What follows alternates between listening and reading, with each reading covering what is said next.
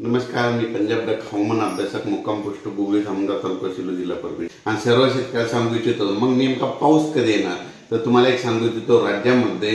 म्हणजे सांगायचं झालं तर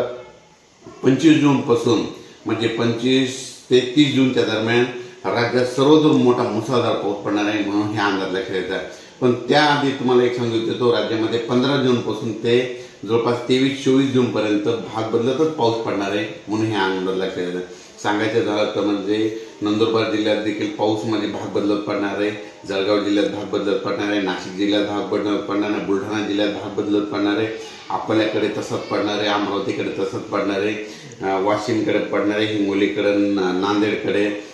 सगळीकडेच भाग बदलत पाऊस पडणार आहे। पण असा सर्वदूर ते एखाद्या पाऊस पण सर्व शेतकऱ्याला सांगू इच्छितो की राज्यामध्ये म्हणजे आता हे